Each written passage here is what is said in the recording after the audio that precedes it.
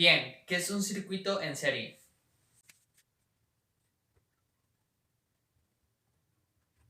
Un circuito, como lo vimos en el video anterior, se compone de una fuente de alimentación que viene siendo la batería. En este caso es la que proporciona el voltaje. Y a esto nosotros le conectamos una carga en el video anterior. Pero un circuito en serie se compone de que ahora, en lugar de conectar nada más una carga, vamos a conectar dos cargas, y justamente donde termina el terminal de la anterior carga, vamos a conectar en serie a esa, vamos a conectar la otra carga. Es decir, que van a estar estas dos cargas en serie. Así se le llama este tipo de conexión en electrónica. Bueno, como lo vimos en el video anterior, cuando nosotros conectamos una batería, el cual tiene un voltaje, y conectamos una carga, vamos a llamarle R1 a esta y R2 a esta para diferenciarlas, se va a manifestar una magnitud física llamada intensidad de corriente, que va a circular a través del circuito. ¿Ok? Ahora vamos a analizar mejor esta parte del circuito. Lo vamos a poner por acá un poco más grande.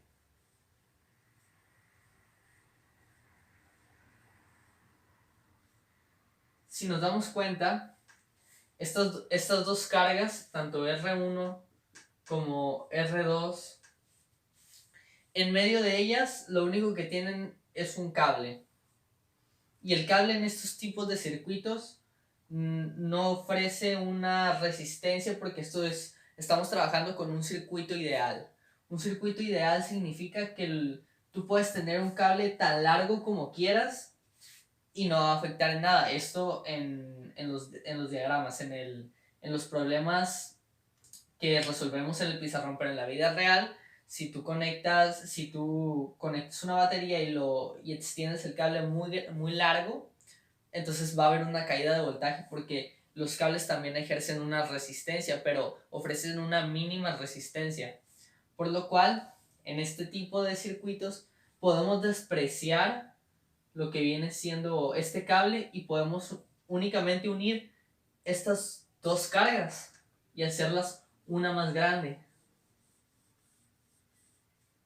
Y a esto le vamos a llamar resistencia total. Resistencia total.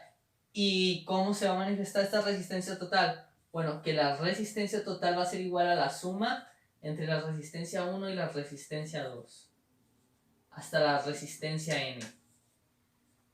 Es decir, hasta la resistencia n. Es decir, que si cuantas cargas nosotros le pongamos en serie, todas ellas se van a sumar y nos van a dar una resistencia total.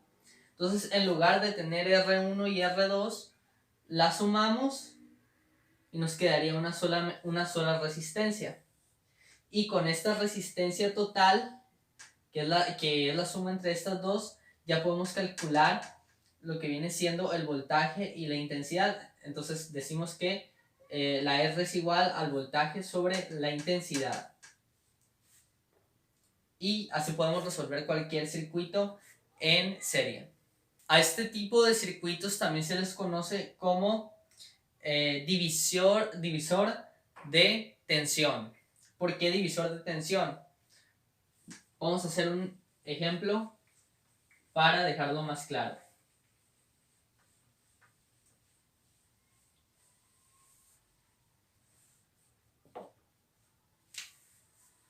Si nosotros tenemos un ejemplo, tenemos de voltaje 2 voltios. Bueno, 12 voltios. Que hay fuentes fijas de 12 voltios. Y estas cargas, tanto R1 como R2, son iguales. Es decir, y R1 equivale a, no sé, a 4. Pues habíamos dicho que únicamente sumábamos estas dos que la resistencia total iba a ser la suma de estos dos, R1 más R2, y nos iba a dar la resistencia total, por lo cual, como son iguales, las dos valen 4, y 4 más 4 sería 8. La resistencia total es igual a 8 ohmios. Pues ahora lo que podemos hacer es sacar la intensidad. Decimos que la intensidad es igual al voltaje sobre la resistencia total, que es igual a 8 ohmios. Por lo cual, la intensidad va a ser igual a los 12 voltios que teníamos sobre los 8 ohmios de la resistencia total. Que esto nos va a dar igual a 3 medios de ampere, que voltios sobre ohmio equivale a ampere, que esto equivale a 1.5 amperes. Entonces, ¿por qué le llamamos divisor de tensión? Bueno, pues ahora vamos a ver cuánta tensión cae en cada resistencia. Para saber eso, ya que calculamos la intensidad que pasa por todo el circuito, podemos saber el voltaje. ¿A cuánto equivale la resistencia 1? Dijimos que a 4 ohmios.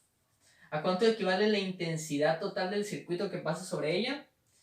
Pues equivale a 1.5 ohmios. Entonces, para saber cuánto voltaje cae aquí, en este, podemos usar la ley de Ohm, que dice que el voltaje es igual a la I por R. Entonces, el voltaje va a ser igual a 4 por 1.5, por lo cual va a ser igual a 6 voltios. Es decir, aquí en esta resistencia caen 6 voltios. Y en la otra equivale a lo mismo, nada más le cambiamos esto. La resistencia 2, pues también va a equivaler a 6 voltios. Porque equivale a lo mismo, pues. Este equivale a 4, las dos equivalían 4, por lo cual ambas van a valer 6. Es decir, se dividió el voltaje en estas dos. Por eso es que se le llama divisor de tensión.